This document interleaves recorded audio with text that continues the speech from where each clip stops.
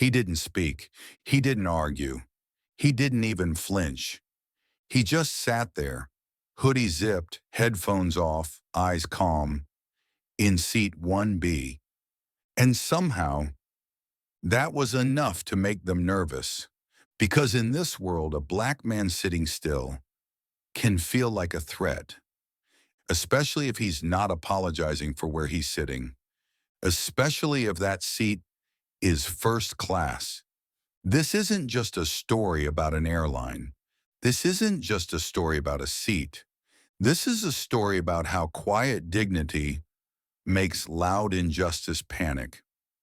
Malik Jordan boarded Flight 768 to San Francisco like any other business traveler. Diamond tier, confirmed ticket, pre-booked meal, he had nothing to prove. Until someone decided his hoodie meant he didn't belong. And suddenly, everything changed. What started as a glance turned into a whisper, then a request, then an accusation. And by the time the plane landed, the people who tried to remove him were the ones being removed themselves. In a world where perception can be more powerful than fact, and where power often speaks with smiles instead of slurs, this story pulls back the curtain on what happens when the system tries to humiliate the wrong person. Because this black man wasn't just a passenger, he was the future they didn't see coming. This is not fiction. This is not fantasy. This is a mirror. And if you've ever been doubted because of what you wear, where you sit, or the silence you carry, then this story was written for you. Welcome to Silent Power Stories, where every episode uncovers the courage behind the cloth, where the ones they ignore become the ones they never forget. Because behind every hoodie, there's a black story worth telling. The Monarch Terminal at Fairview International Airport was designed to impress. Glass, steel, and silence. Everything gleamed. The windows were spotless, the orchids were real, and the coffee came in china cups with gold rims and embossed logos. It wasn't an airport lounge. It was a sanctuary for the rich, a space carved out of the chaos of travel, meant only for those who belonged. At least that's what people believed. In a quiet corner of the Monarch First Class Lounge, a black man sat with one leg crossed over the other, his hoodie zipped halfway up, earbuds looped around his neck, and a carry-on beside his feet. His name was Malik Jordan. He wasn't scrolling his phone or reading a newspaper. He wasn't talking loudly on Bluetooth. He was just still. And in that stillness, he became an anomaly.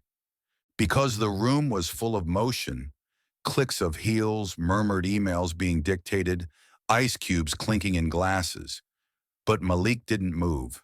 His stillness drew attention. So did the hoodie. So did his skin. People tried not to look, but they did.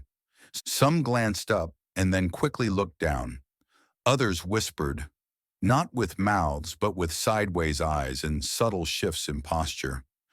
A man in a Brooks Brothers suit squinted toward Malik's boarding pass lying on the table.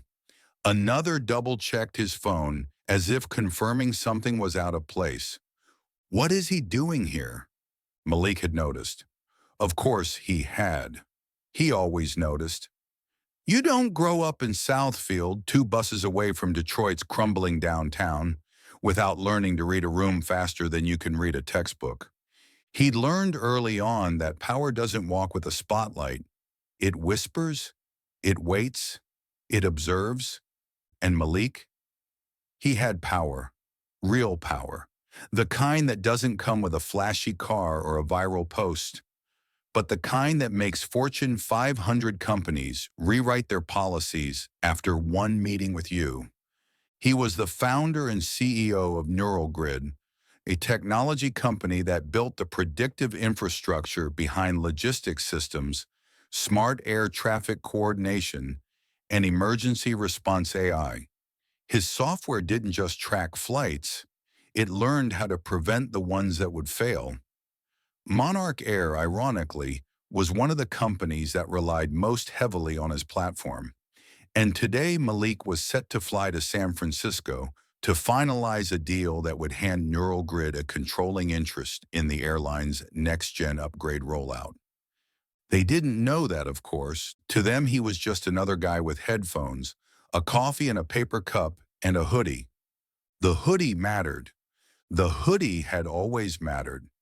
When he wore it at 14, walking to school with a flash drive in his sock and code he'd written overnight in his backpack, teachers asked if he was skipping class. When he wore it to his first VC pitch at 23, they assumed he was the intern. At 30, after his company closed a $280 million Series B round, he still had security follow him through hotel lobbies. Now, at 39, he wore the hoodie like a flag. Let them judge. He'd brought his own seat to the table, and today he had the receipts. A screen pinged softly nearby. Gate 11A. Boarding in 40 minutes. Malik sipped his coffee. Black, no sugar, no cream. Just the way he liked it. Harsh, honest. Across the room, a woman in her 50s adjusted her pearl necklace and whispered something to her husband while glancing Malik's way. He didn't acknowledge them. He didn't need to. The thing about perception, it's always 2 seconds behind reality. Let them catch up. Just then, the automatic glass doors opened with a swoosh. Jillian Greaves had arrived. Every lounge had its royalty. And Jillian was Fairview's queen.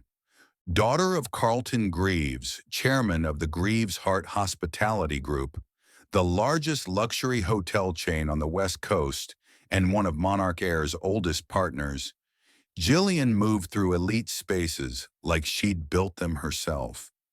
She wore tailored slacks, a crisp blouse, and sunglasses even indoors. Her heels clicked in deliberate sync with her assistant's steps. Lounge staff practically tripped over themselves to greet her. "Miss Greaves, welcome back," said Amanda, the lead concierge. "Your favorite seat, 1B, is already prepared." Jillian gave a tight-lipped smile. She didn't do warmth. She did expectation. But as Amanda tapped her digital tablet, a pause appeared. Her face froze for half a second. "Actually," Amanda blinked, then straightened. "It looks like that seat has been assigned already. I'm terribly sorry." "Assigned?" Jillian's tone remained soft, but carried the weight of legal departments. "To whom?" Amanda hesitated. "A Diamond member, Mr. Malik Jordan." Jillian's eyebrows lifted ever so slightly. "And who is that?" Amanda opened her mouth, but no explanation formed. She didn't know. She just knew it wasn't Jillian. And that was a problem. Meanwhile, Malik had returned to reviewing his notes.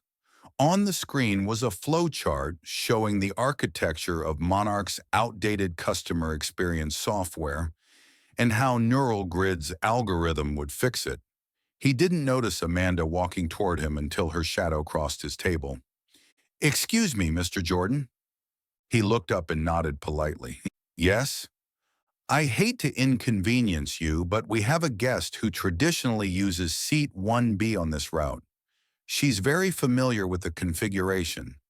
Would you be open to relocating to 2A or 2C? We'd be happy to upgrade your meal selection or offer travel credit." Malik studied her expression. It was rehearsed, kind, but calculated. The kind of tone that dressed up requests in velvet while still carrying a knife underneath. He smiled gently.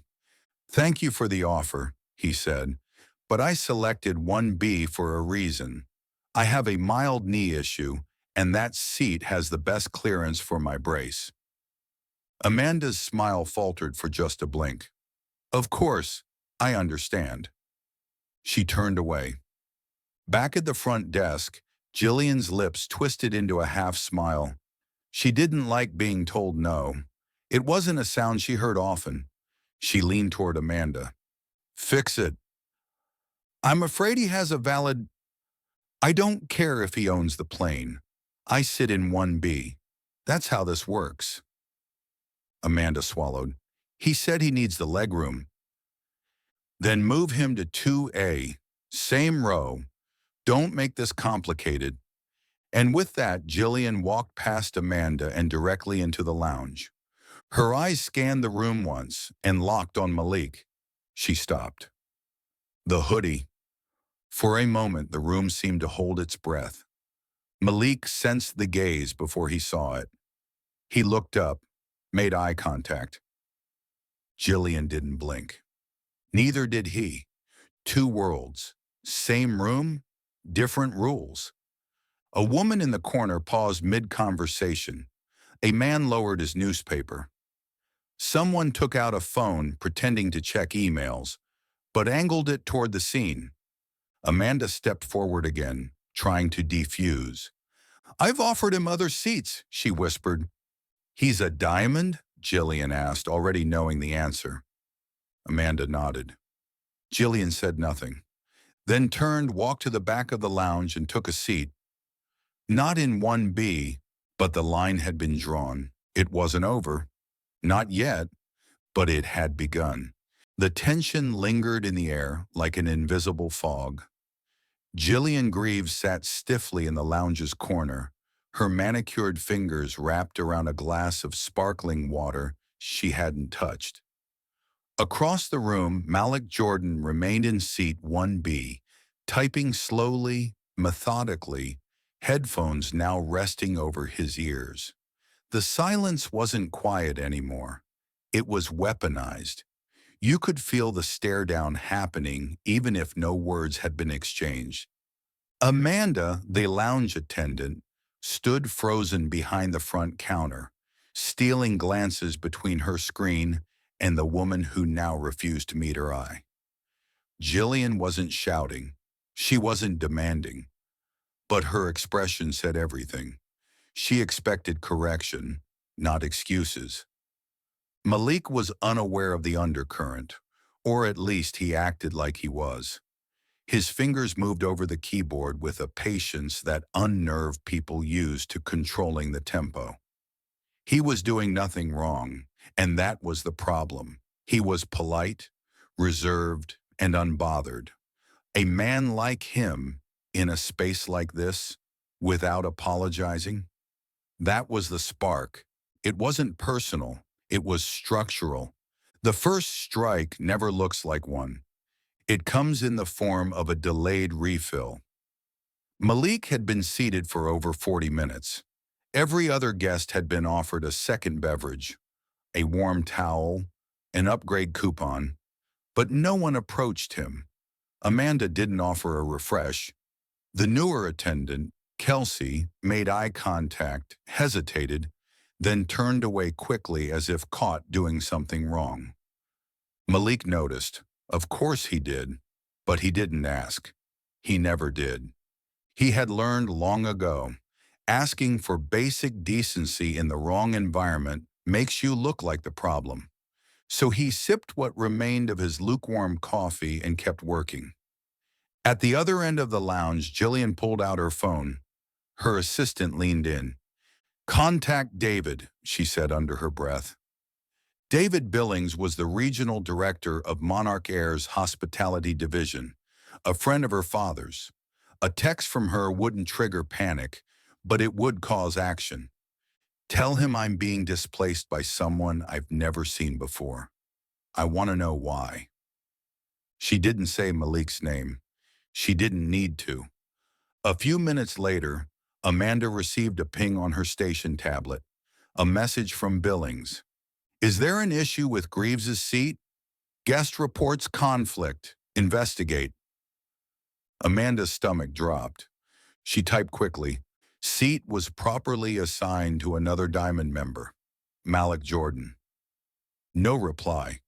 She glanced back toward Jillian, who now sat with one heel bouncing rhythmically, her eyes watching everything and nothing. Then came the second move, the stare game. Two businessmen near the snack bar, mid-40s, tanned and pressed in travel polos, began glancing at Malik with feigned curiosity. One leaned over to the other and whispered behind a cupped hand. They weren't being subtle. They kept looking. Malik glanced up once, locked eyes, then looked back at his screen. He didn't need confrontation. He needed clarity. What they saw as defiance was just presence, and presence for a black man in a hoodie is a provocation. Whispers turned into comments. A woman in a burgundy pantsuit approached Amanda casually. "Excuse me, is everything all right with the seating today? There seems to be a bit of tension." Amanda gave the rehearsed smile. "Oh, no, ma'am. Just a standard seat assignment. Nothing to worry about." The woman nodded, unconvinced. "It's just, I usually see that lady in 1B. I was surprised, that's all." Surprised, a loaded word. Malik didn't need to hear the conversation to understand it. He could feel it. Judgments weren't always spoken. Some were delivered through glances and body language like coded telegrams, and Malik had become fluent in translation. Jillian stood. She didn't storm. She didn't raise her voice. She walked slowly toward Malik's table, stopping a few feet away, her expression carefully composed. Malik looked up. She smiled, tight, cold. "I'm sorry," she said, "but I think you might be in the wrong seat. I usually sit there." It wasn't a question, it wasn't a confrontation, it was a test. Malik met her gaze calmly. "I reserved this seat when I booked the ticket," he said. "It was confirmed when I checked in." Jillian's smile didn't waver. "You sure? I've flown this route for years. 1B is familiar." Malik leaned back slightly. "I understand, but it's mine today." A beat of silence. Then Jillian turned and walked away, heels sharp against marble. But not before the room saw it. Not before the narrative was seated. The lounge had shifted. Staff began avoiding eye contact with Malik altogether. When boarding was announced 10 minutes later, he was the last Diamond guest called, even though he checked in earlier than most. Amanda called names with extra sweetness. "Mr. Davidson, welcome aboard. Ms. Lee, enjoy the flight." But when she reached Malik, it was clipped. "Jordan." Not Mr. Jordan, just a name. Flat, neutral, stripped. He nodded and walked past without reacting. On board, the pressure continued. Malik reached his seat. 1 billion. The flight attendant, a younger brunette named Casey, stood nearby. She glanced at her manifest, then double-checked it. "You're in 1B?" she asked. "Yes." She hesitated. "That's correct." And yet her body stayed frozen, as if waiting for him to prove it again. Malik opened his carry-on, pulled out the same boarding pass and handed it over. Casey blinked, then forced a smile. "Sorry about that. Just double-checking." He nodded, no anger, no sarcasm, just the script. From row 3, Jillian entered, saw Malik already seated. Casey turned to greet her with visible relief. "Ms. Greaves, welcome back." "Thank you." Jillian's tone was syrup and steel. As she passed Malik, her perfume clouded the air. She didn't look at him. She didn't have to. The message had been sent. Malik stared out the window as the plane taxied. The sun was beginning to drop below the horizon, washing the sky in amber. He had been in this position before. Different city, same posture, same tone, same erasure. But he'd also learned something critical along the way. You don't have to fight every battle. You just have to survive long enough to win the war. His phone buzzed. A message from his assistant. FYI, Monarch CTO just confirmed meeting in SF. They're signing tomorrow. Malik smiled. Let them whisper.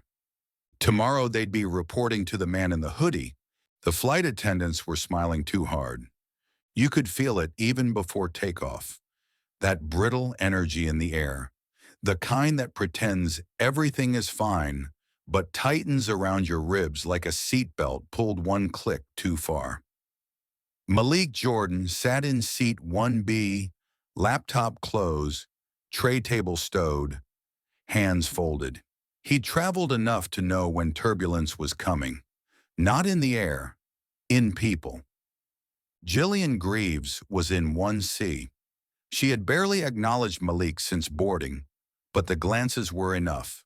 Cold, measured, laced with the kind of restrained indignation that doesn't need words to wound.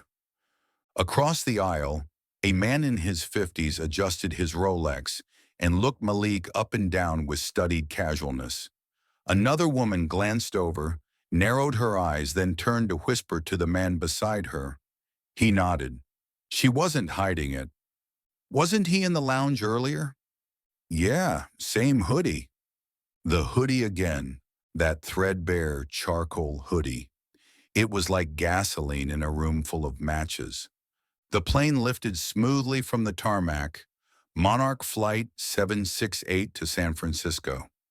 Estimated flight time, 5 hours and 26 minutes.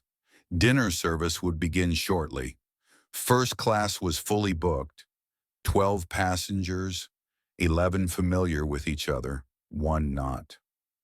Malik leaned his head back and closed his eyes. Not to sleep, just to center. That was a skill he'd learned through years of rooms that weren't made for him. Boardrooms, classrooms, lounges, courtrooms, even this cabin. Spaces where presence felt like trespass. He counted 5 breaths, then opened his eyes. The first course arrived, a choice between seared salmon and truffle risotto. Malik chose the risotto. Are you sure? The flight attendant asked, blinking. Malik looked at her. Why wouldn't I be? She smiled, but it didn't reach her eyes. No reason. His tray arrived last. Everyone else had been served before him, including Jillian, who'd made a point to ask for a second glass of wine as Malik was still waiting. Coincidence. He'd stopped believing in those. About halfway through the meal, a young flight attendant, barely mid-20s with nervous hands and a crisp name tag that read, Chloe, appeared beside Malik. She didn't make eye contact. Sir, I need to verify your seat assignment. Malik blinked. I'm sorry. She cleared her throat. Another passenger has raised a concern. They believe there may have been a mistake. Would you mind showing your boarding pass again? Malik looked down at his tray, then back up at her. I've already boarded, been served dinner, and spoken with 3 of your colleagues. You still need to see my ticket? Chloe hesitated, caught between policy and discomfort. Malik reached into his carry-on calmly and retrieved the folded slip. Here. She took it, read it, nodded, handed it back. Thank you, Mr. Jordan. Then she leaned down and whispered, barely audible, I'm sorry, she asked us to. And she walked away. The whisper echoed louder than anything else in the cabin. He didn't need to look to know who she was.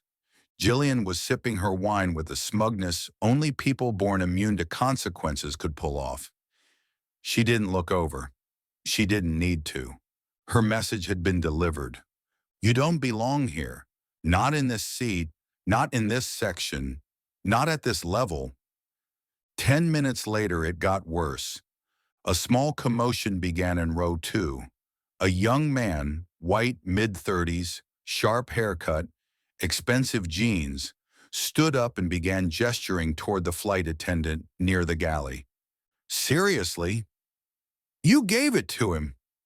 His voice wasn't loud, but it was projected, aimed. Casey, the brunette from earlier, tried to calm him down. I'm sorry, Mr. Adler. Your upgrade request was processed too late. The seat was already confirmed. I've flown this airline every month for 6 years, the man barked. I know how this works. Seat 1B is always open for priority executive match.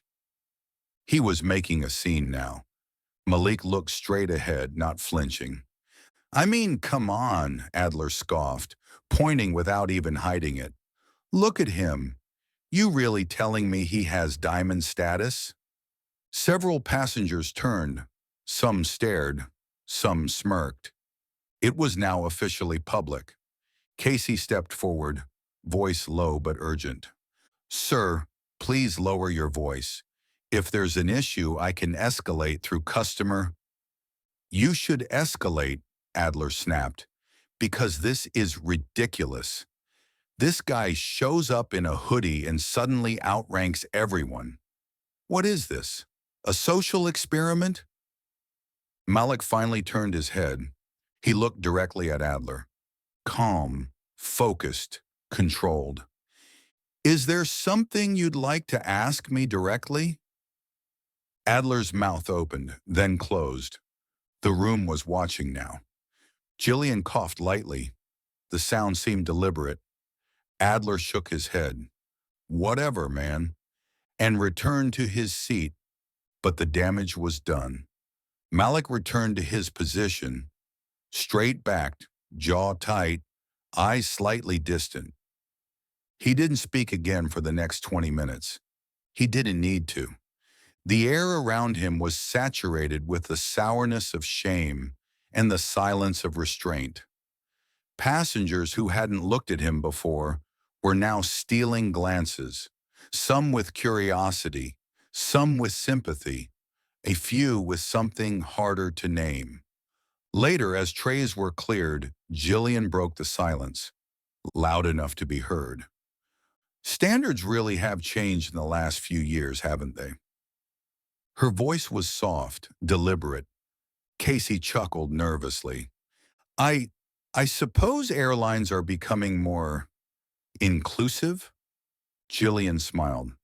Sure, but there's something to be said for preserving the brand experience, don't you think? Some looks just clash with premium class. Malik said nothing. He didn't need to. Across the aisle, a man in a navy sports coat gave a small nod, like he agreed. The public humiliation had done its job. It hadn't shouted, it hadn't shoved, it had whispered and rolled its eyes and asked just enough questions to make Malik's existence feel conditional. But there's a quiet kind of dignity that lives in restraint, and Malik had mastered it. He opened his laptop, typed a note, confirm press availability for summit keynote. Then another, schedule internal call post-arrival. I want the CEO of Monarch briefed. Because public humiliation has a second edge. It cuts both ways. The more eyes that watch it unfold, the more witnesses you have when the tide turns. The seatbelt sign was off, but Malik hadn't moved. He sat in seat 1B, eyes closed, earbuds in, not playing music, just blocking out noise. Outside, the plane flew steady above Colorado's amber-lit ridges. Inside, the tension was anything but level. What began in the lounge as subtle glances and polite shunning had morphed into public humiliation. And now it was turning into something else, something colder, sharper, something personal. It started with a cough from Jillian, deliberate, staged, loud enough to turn heads. Then a slight raise of the hand to the flight attendant. Casey returned quickly, trying to appear composed. Yes, Ms. Greaves. Jillian dabbed her lips with a cloth napkin and leaned in, speaking just loud enough for the rows around her to hear. I'm not sure what he's doing over there, but I've noticed some unusual behavior. Casey blinked. Unusual how? He keeps adjusting that bag under his seat. He hasn't spoken to anyone. He just sits. I don't feel comfortable. Casey frowned, unsure.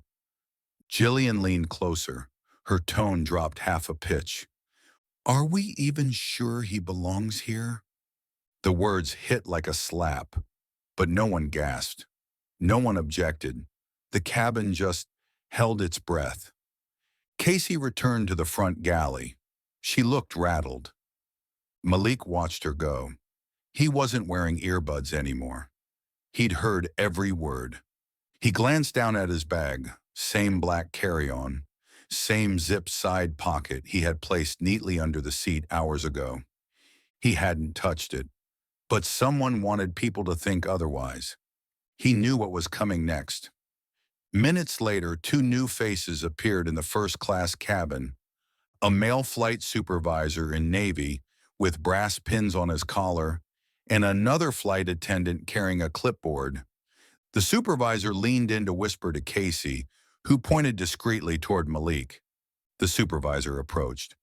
Mr. Jordan? Malik looked up. Yes? Sir, we've received a concern from another guest about potential suspicious movement involving your bag. We'd like to ask if you'd be willing to allow a quick inspection, just for safety and documentation. Malik stared at him, face unreadable. Suspicious movement? It's just a formality, sir. No one else is being searched. The man paused, caught between protocol and discomfort. Understood, but we've had an internal report, and for liability reasons, I'm a diamond-tier client, Malik said. A known passenger. There's a file on me in your system. You know who I am. You know I've done nothing. The supervisor nodded slowly. We're not accusing you of anything, sir. Malik leaned back, voice even. You just want the rest of the cabin to see you checking the black guy's bag. Understood. The air went still. Even Jillian's breath caught, but the supervisor didn't back down. Would you be willing, sir? Malik reached down, unzipped his bag, pulled it up onto his lap, slowly. Inside, a laptop, a leather-bound notebook, a water bottle, 2 pens, an Apple charger. He opened each pocket, deliberate, measured, the way black men have been taught to move in the presence of fear.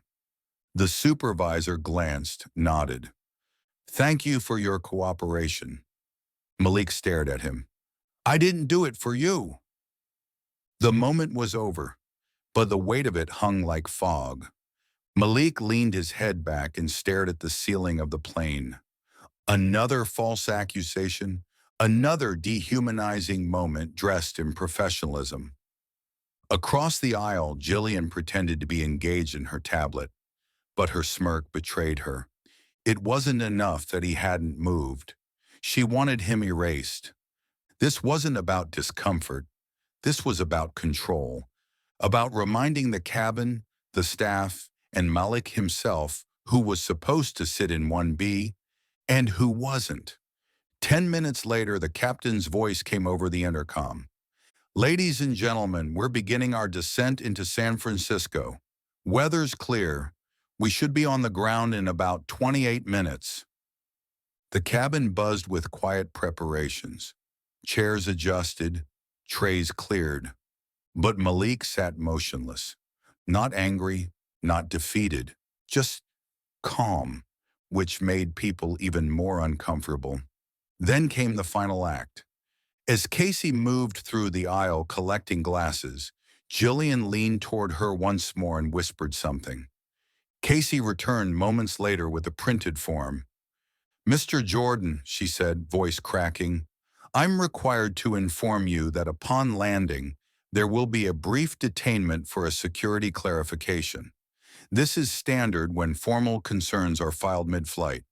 Malik blinked. Detainment? Temporary. You'll be able to continue your travels shortly after.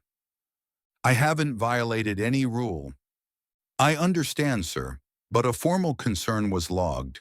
The airline's internal policy mandates. Let me guess, Malik said, voice low. She filed it? Casey didn't answer. The rest of the cabin was quiet now. Every ear tuned in, every passenger pretending not to listen. But they heard it. They heard everything. Malik slowly pulled out his phone, tapped open a secure app, typed one word, activate. At that exact moment, hundreds of miles away in San Francisco, Neural Grid's general counsel received the alert. So did the internal comms lead. So did the Monarch Integration Liaison team. The protocol was simple. If Malik triggered activate, it meant something had happened, something that wasn't going to be handled quietly. As the wheels touched down and the plane began taxiing, Malik exhaled. Not heavily, just enough to release what tension he'd held. He didn't look at Jillian. He didn't need to. He had already won. She just didn't know it yet. When the door opened, two uniformed airport security officers stood by the gate. They were not TSA. They were Private Monarch Air Enforcement. The moment they stepped into the plane, Casey motioned toward Malik. And then Malik stood, buttoned his jacket, picked up his carry-on, and walked past them. Without a word, no fear, no apology. The two officers followed closely. Passengers watched in silence. Jillian sat back in her chair, triumphant. For now. At the gate, an airline manager approached, tablet in hand, trying to look authoritative. Mr. Jordan, we'll need a moment. Malik raised his hand. I'll give you 10 seconds to open your secure email. The manager blinked. Excuse me? Malik stepped closer, voice quiet but electric. 10 seconds, or you'll be holding a press conference at 8 a.m. tomorrow, explaining why your company's equity deal just vaporized. The manager paused, looked down, his screen lit up. One email, red flagged, subject. Escalation, client incident 1B, CEO Jordan. He read, eyes widen. He looked up. I apologize. Please, Mr. Jordan. We? Malik was already walking. The officers? Gone. The manager? Sweating. The rest of the Monarch deal? On hold. Indefinitely. Jillian, stepping off the plane minutes later, phone in hand, was intercepted by a senior airline rep. They spoke quietly. Her face changed. Confusion. Then horror. Then silence. The line had been crossed. Not by Malik. By them. And now the consequences had begun. The glass doors of Gate A7 hissed open with a pneumatic sigh, but Malik Jordan didn't rush. He walked with purpose, each step echoing against the polished tile of the terminal. His hoodie was gone now, folded neatly into his carry-on, replaced by a slate gray sport coat, sharp but simple. No name tags, no logos, no corporate armor, just presence. Power didn't need introduction. It entered the room and rearranged it. Behind him, the two security agents who had been instructed to escort him now walked 2 paces back, not out of protocol, but out of awareness. Something had changed, something they didn't yet understand, but could feel in the shift of air, in the silence of onlookers. Malik turned left, past the newsstand, and into the Monarch Air Executive Arrival Suite, a space normally reserved for VIPs, billionaires, and C-suite travelers. Except this time, they weren't ready. At the reception desk, a young woman in uniform glanced up from her iPad. "Sir, this area is..." Her voice faltered as her eyes caught up to the screen on her desk, where a live alert had just pushed through Monarch's internal communication system. Her expression changed. Mr. Jordan, she stammered, standing quickly. You're expected. Malik gave a polite nod. A man in a tailored navy suit, early 50s, tight jaw, bald crown, appeared behind a frosted glass partition. His badge read, Michael L. Rowan, Vice President, Corporate Strategy, Monarch Air. Michael moved quickly but without panic. He'd been briefed, not fully, not publicly, but enough to know the fire under his feet was real. Mr. Jordan, he said, extending a hand, we didn't expect your arrival to coincide with this incident. Please, allow me to personally. Malik didn't take the hand. Save the performance, he said softly. Michael hesitated, lowered his hand. Understood. A second later, Malik reached into his bag and handed him a printed document. 4 pages clipped. Michael glanced at the header, Notice of Contract Suspension, Neural Grid Systems and Monarch Air, immediate. His eyes scanned rapidly. His face turned pale. Malik, this is substantial. Please, I'm sure we can talk. Malik nodded once. You'll get a formal statement from our legal team within the hour. In the meantime, your internal oversight team might want to review cabin security footage from Flight 768. Michael cleared his throat. We didn't realize. That's the problem, Malik said. You didn't realize who was sitting in seat 1B. But more importantly, you didn't care who it was. Because in your system, the appearance of power still matters more than the reality of it. Michael swallowed hard. I'll initiate an internal audit immediately. You'll do more than that, Malik said, stepping forward, voice still calm. You'll brief your board. You'll terminate the employees involved. You'll issue a public statement, one that admits what happened. Not a PR gloss over, a real one. If not, our deal dies. And I promise you, so does your next quarter. The room was silent. The shadow had woken. And it didn't yell. It simply arrived. 30 minutes later, Jillian Greaves was standing outside baggage claim, surrounded by 3 Monarch executives and 1 HR representative. She looked dazed, confused, betrayed even. But I've been loyal to this airline for years, she protested. The HR woman remained neutral, cold even. Ms. Greaves, your behavior on Flight 768 was in direct violation of Monarch's conduct policy. You initiated a false security report on another passenger without cause. You will be removed from our elite client program effective immediately. Jillian laughed bitterly. You're joking. I am the elite program.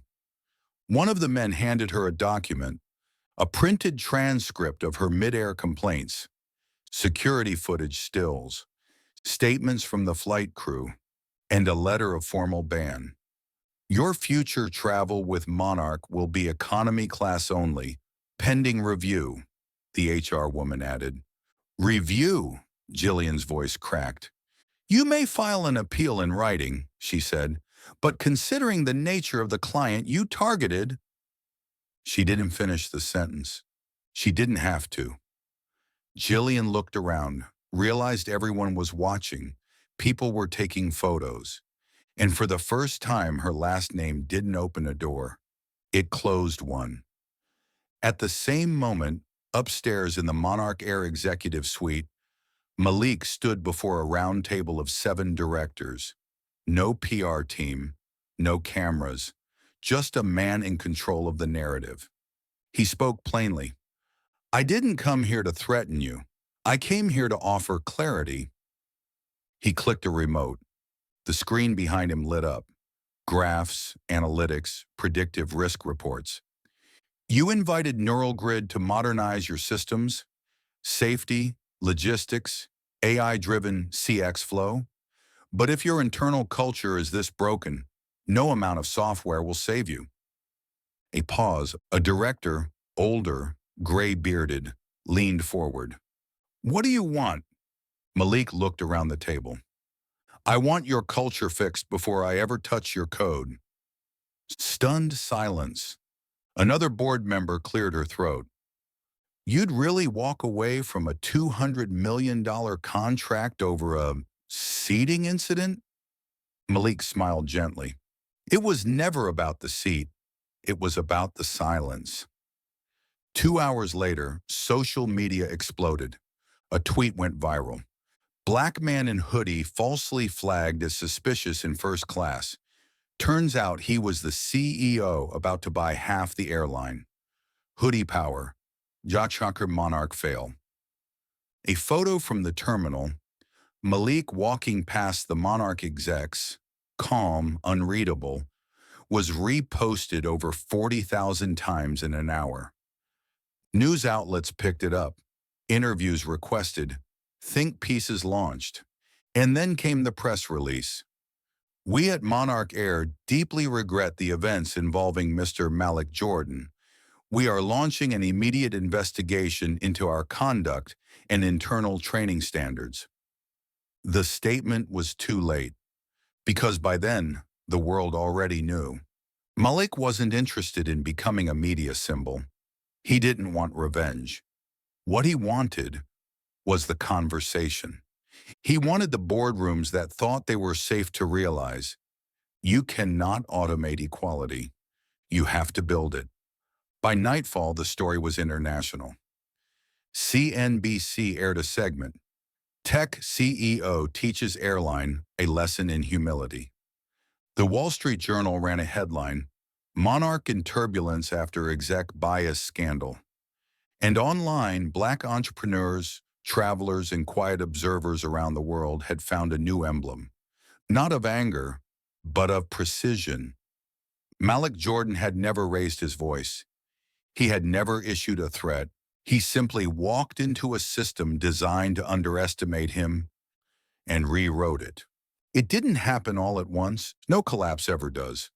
The downfall of Monarch Air began like a hairline crack in a champagne glass, silent, barely visible.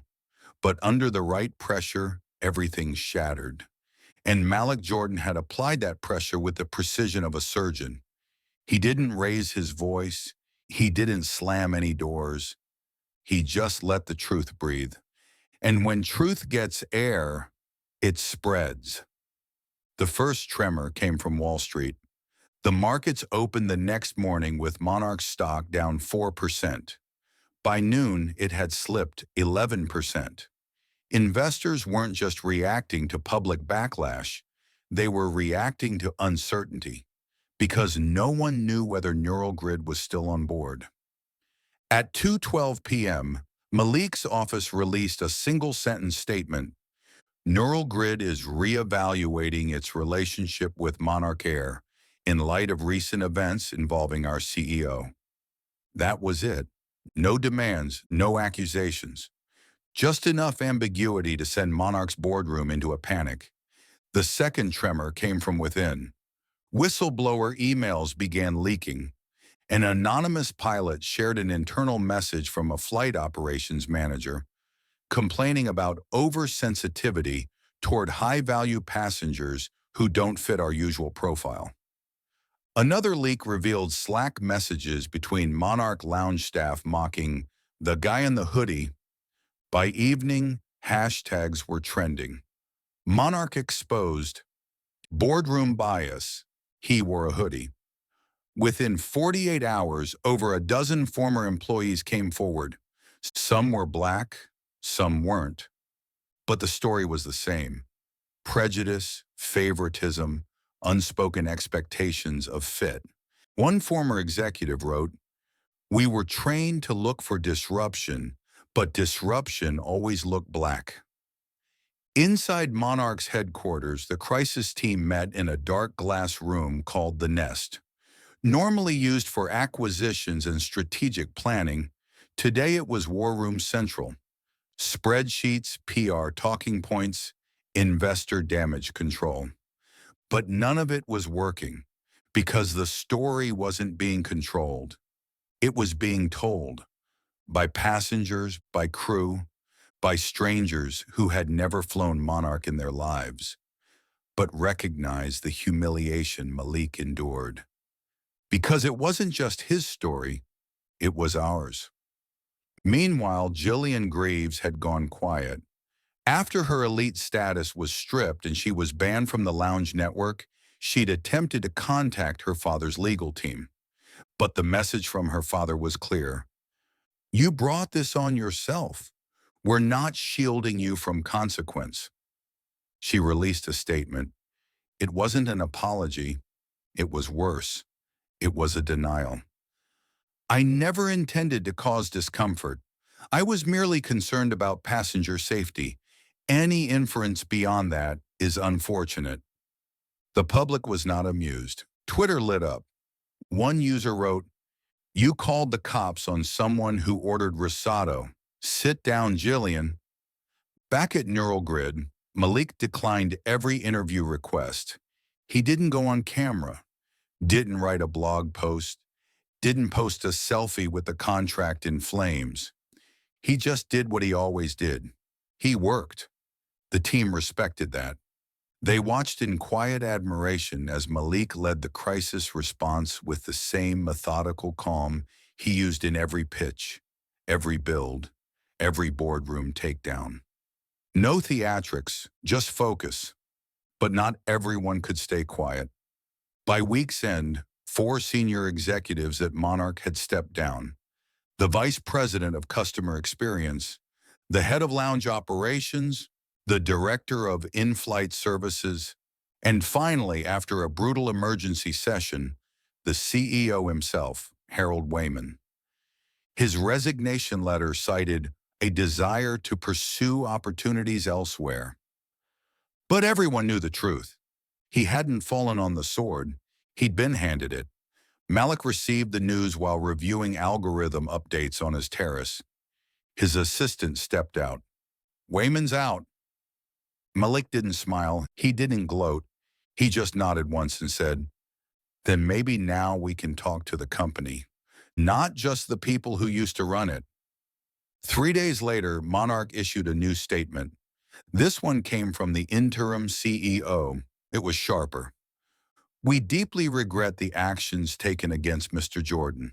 His dignity, presence, and status as a client and human being should never have been questioned. We acknowledge systemic failures and are committed to rebuilding from the inside out. But still, Malik wasn't impressed. Words were wind. He wanted receipts. So he gave them a choice. In a private meeting with Monarch's new leadership, Malik laid out his terms. Public apology, not just to him, but to all clients impacted by systemic profiling. Full retraining of all lounge and flight staff using Neural Grid's new equity-focused platform. Establishment of a passenger equity board with external oversight. 10-year partnership rights granted exclusively to Neural Grid. And then he stood. If you want innovation, start by making space for the people your old system erased. The room was silent. Then someone whispered, "Deal." On Monday morning, a new post appeared on Neural Grid's homepage. It showed a close-up photo of Malik, not from the plane, not from a podium, but from behind. He was walking through an airport terminal, alone, in his hoodie. Beneath it were 5 words. We design for those overlooked. Within 24 hours, the post was shared 3.1 million times. Harvard Business Review asked Malik for an op-ed. He declined. A Netflix producer reached out about a limited series. He declined. He wasn't interested in being a symbol. He was too busy building something that would outlive the moment. But the moment still mattered. To Black travelers who had been watched too closely at the gate. To young developers whose hoodies made investors nervous. To every quiet, brilliant person who had ever been asked, "Are you sure you're supposed to be here?" Now they had an answer. Yes. Malik stood on stage at the Global Tech Ethics Summit. No microphone theatrics, no fanfare. Just one man in a charcoal blazer, no tie, eyes steady. He opened with no slides, only silence. And then, I was mistaken for a threat. Again, in 2025, the room was still. They were ready to listen. He didn't tell the plain story first. He told the story of when he was 12 in a corner store, where a clerk followed him aisle to aisle. The first time I was treated like a problem, I hadn't even solved one yet. The audience shifted. This wasn't a business keynote. It was a reckoning. Malik spoke of designing systems that fail people like him, quiet, capable, overlooked. He said bias doesn't just live in people. It's baked into processes, rules, code. I don't fix injustice by protesting it. I fix it by rewriting the infrastructure it hides inside. Now the VPs were really paying attention. In his tone, there was no bitterness, only balance, the kind earned through years of staying calm in rooms that tried to shrink him. He told the crowd, "Power isn't who speaks the loudest. It's who stays the calmest when everyone else panics." Someone in the back murmured, "That's real." He showed a chart, only one slide in the whole talk. It showed how systems exclude, not through denial, but through doubt. When you question someone's place long enough, they start questioning it too. Malik paused, then said, "I don't need your permission to exist in excellence." Later, a reporter would ask him, "How did you stay so composed when they tried to humiliate you?" Malik smiled, "Because I wasn't the one being exposed." He didn't need to curse them out. He didn't need to tweet receipts. He let the world do the math. He told his audience that the hoodie never mattered. It was never about the cloth. It was about the projection people placed on it. You feared the fabric, but what you should have feared was my focus. The room exhaled like it had been holding its breath. He shared a moment no one had seen. Right after the plane landed, a young black boy walked up to him in the terminal. Didn't say anything, just smiled, and gave him a fist bump. Malik's voice caught slightly. "That's who I wore the hoodie for." Malik wasn't angry at Monarch. He was disappointed at how predictable it all was. He said, "If your company has never made someone like me feel unwelcome, congratulations, you don't exist." Then he gave them the challenge, change it. Not just the logo, the logic. People always want the dramatic moment, the clapback, the viral speech. But Malik gave them something rarer, the inner workings of dignity. He showed how to dismantle injustice without ever raising your voice. He made resistance look like responsibility. He said, "I'm not interested in canceling people. I'm interested in confronting systems, because firing one person won't fix culture, but exposing how that culture operates, that's step one. And rebuilding it from the inside, that's where Malik lives." When someone asked, "Don't you want revenge?"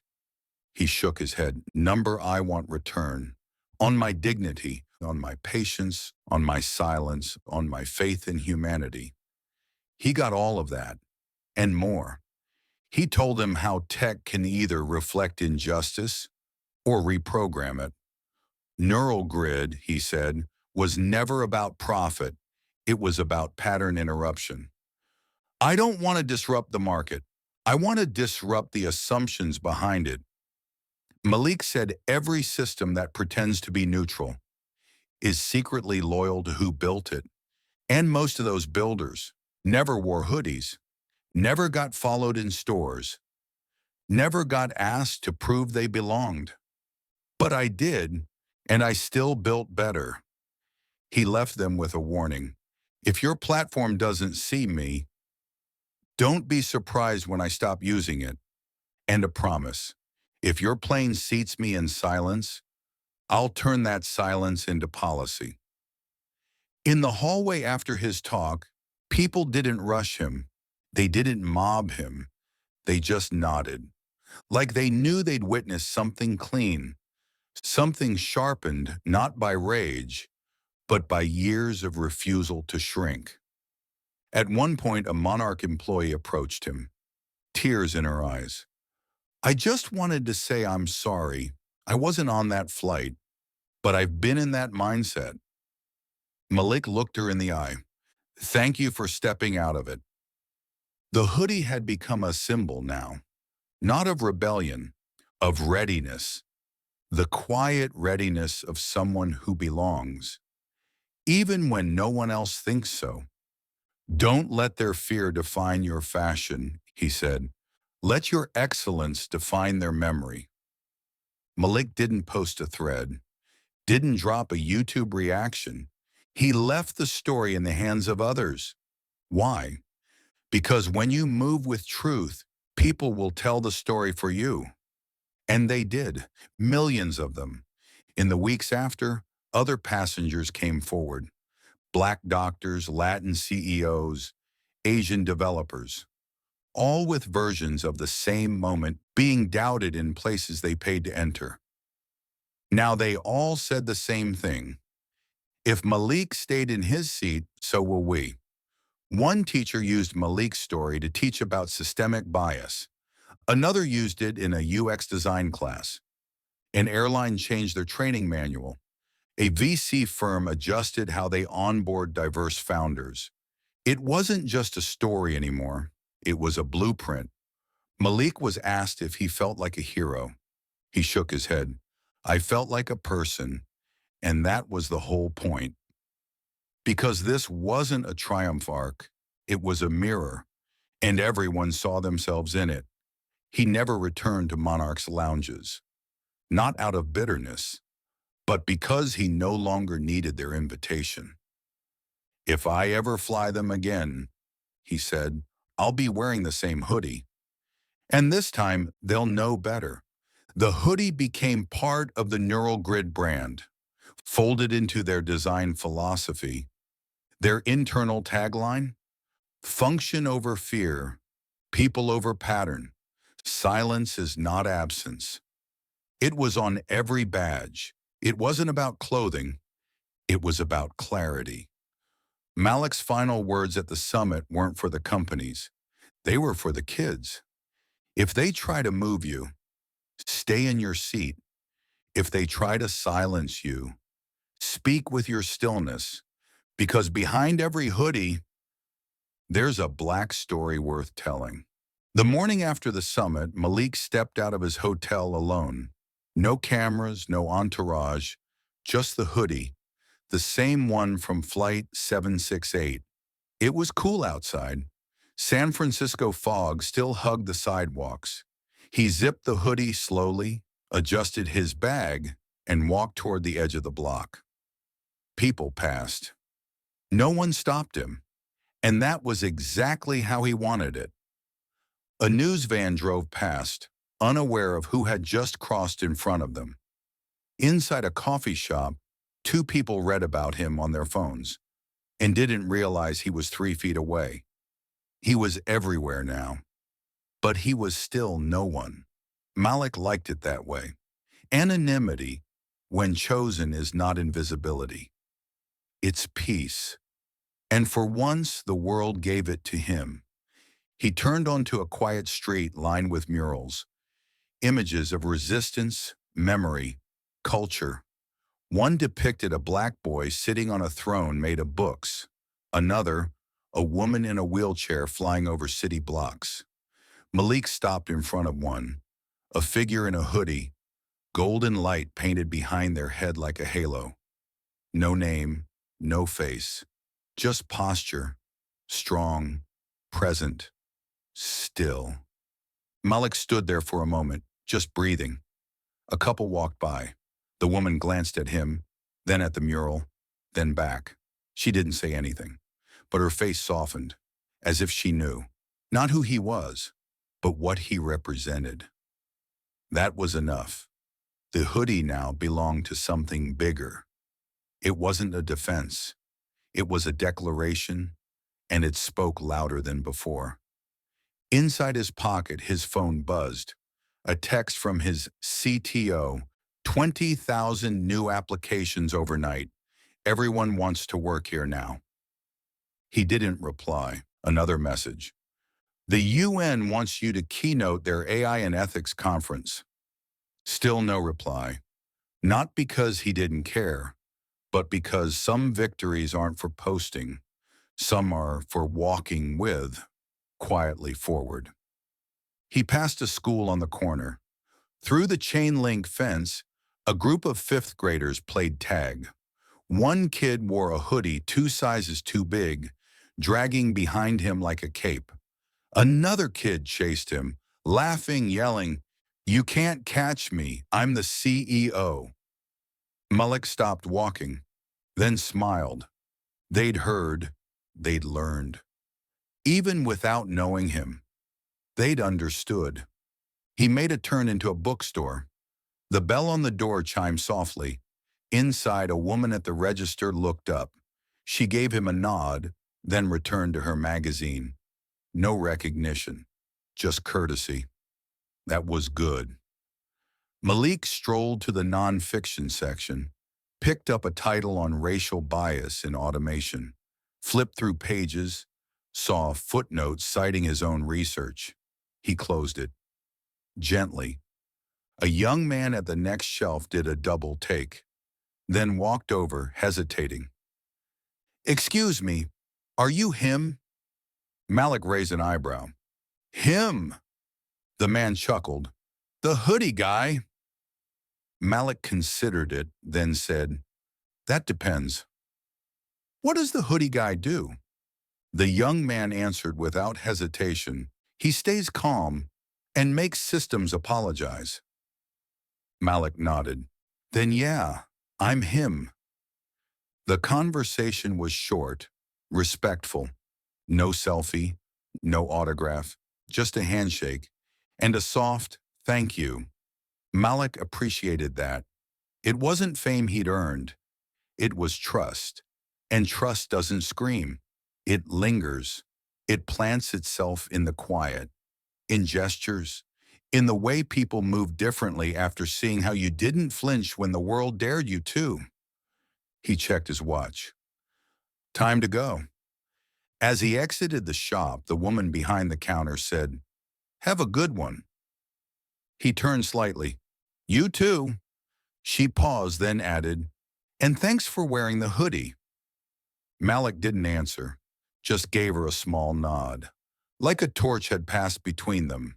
Wordless, warm, weightless, but undeniable. Down the street, he passed a billboard for Monarch Air. It had changed. New slogan, "You belong here." New imagery. A young black woman with a laptop sitting in first class. He smirked. Maybe they meant it this time. Maybe not. Either way, they wouldn't forget the price of underestimating someone in a hoodie again. At the next corner, a black mother was tying her daughter's shoes. The girl pointed to Malik as he passed. "Mom, look! He looks like the guy from the plane." The mother shushed her but smiled, then mouthed, "Thank you." Malik tapped his chest once with 2 fingers. An unspoken message. "I see you, I got you," and kept walking. He found himself near the waterfront, Pier 42, a quiet place. He sat on a bench facing the bay. The water was calm, but the wind tugged gently at his sleeves. He watched the horizon, not waiting for anything, just letting the moment exist. So much of life had been motion.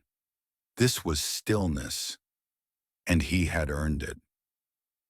A father and son walked past holding hands. The boy stopped. "Dad, is he famous?" The man looked at Malik, then answered carefully, "He's important." The boy nodded. "Is he the president?" The father smiled. He's something else." Then they kept walking. Malik chuckled quietly. He liked that answer. Something else. Something the old system didn't have a word for. His phone vibrated again. A calendar alert. Board call in 15 minutes. He didn't get up. The world could wait. For once, it could wait for him. He opened a new note in his phone and typed, "Success isn't just survival, it's being able to sit still."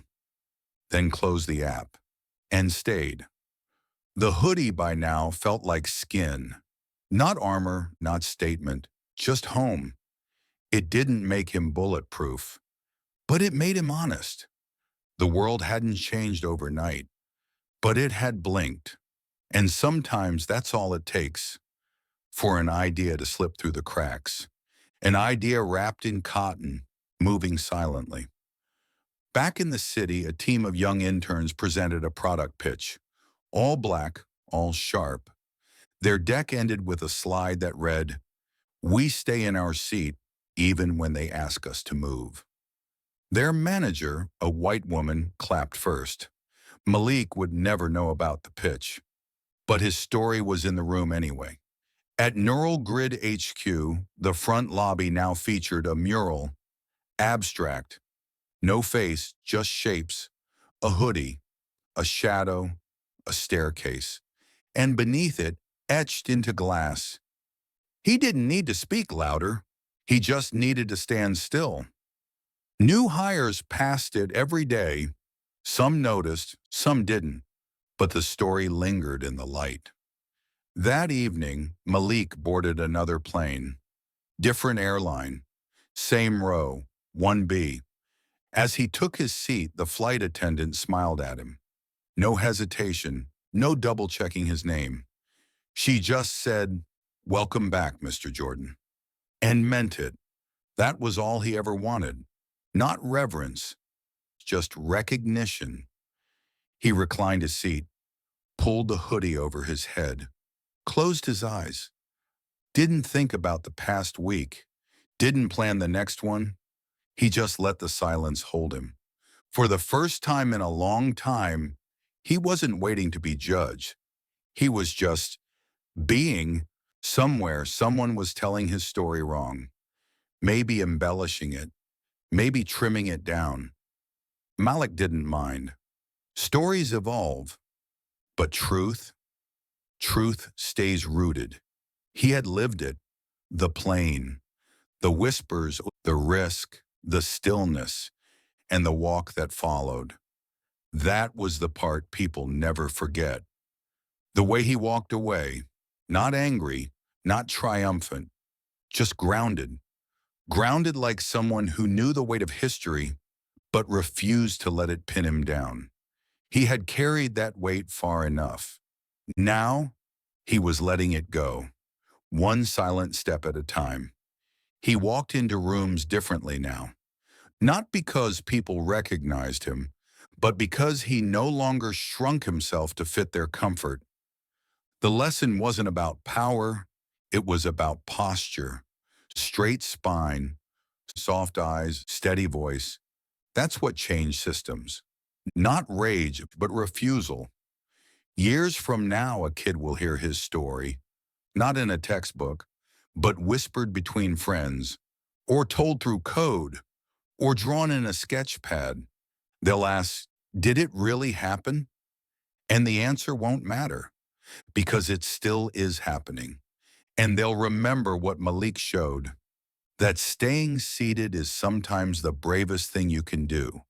And so he walked, past gates, past stories, past suspicion, no headlines, no drama, just footsteps on polished airport floors. Every one of them a statement, not loud, but lasting. The hoodie didn't speak. It never needed to. Because behind every hoodie, there's a black story worth telling. So he walked on, not to prove a point, not to make a scene, but because that's what we do.